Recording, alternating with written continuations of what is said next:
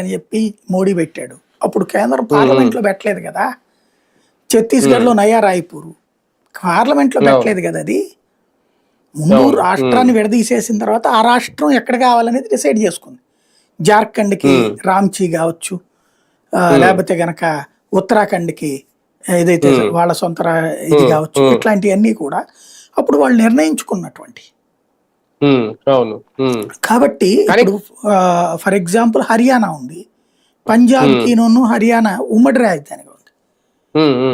ఇంతవరకు దానికి ఒక డిసైడ్ కాల.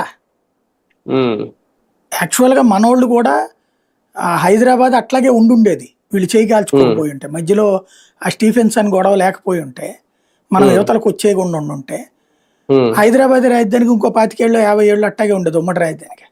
హర్యానా టైప్ చండీగఢ్, హర్యానాకి పంజాబ్కి చండీగఢ్ రాజధాని, ఉమ్మడి రాజధాని. అది ఎప్పుడో 40 ఏళ్ల క్రితం చేశారు. ఈ రోజు వరకు రెండింటికి వేరు వేరు రాజధానులు లేవు. అట్లా ఉండిపోయేది.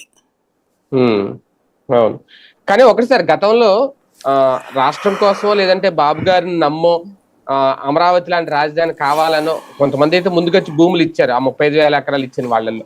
కానీ మధ్యలో అది పూర్తి కాకపోవడం, అప్పుడు తాత్కాలిక రాజధాని అనడం, మళ్ళీ జగన్ రావడం, దాన్ని పక్కన పెట్టేయడం, ఇప్పుడు మళ్ళీ 44,000 ఎకరాలు సేకరించే సమయానికి వాళ్ళల్లో కూడా భూములు ఇచ్చే వాళ్ళలో కూడా కాస్తంత అనుమానాలు, ఒక భయం అయితే మొదలైంది. దాన్ని ఫుల్ఫిల్ చేయాలి అంటే ఒక భరోసా, అది ఇప్పుడు ఆ మోడీ అనే ఆ 2 అక్షరాలు ఇప్పుడు వాళ్ళ ముందు ఉంచడమేనా దీని వెనక ప్రక్రియ, దీని వెనక ఆలోచన బాబు గారిది?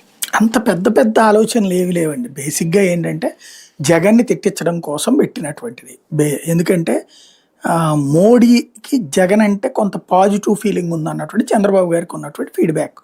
అమిత్ షా అయితే జగన్ని అంతగా కేర్ చేయడు కానీ, జగన్ని లైట్ తీసుకుంటాడు కానీ, మోడీ మాత్రం జగన్ని కాస్త నమ్మదగ్గ మనిషి కింద చూస్తున్నాడు.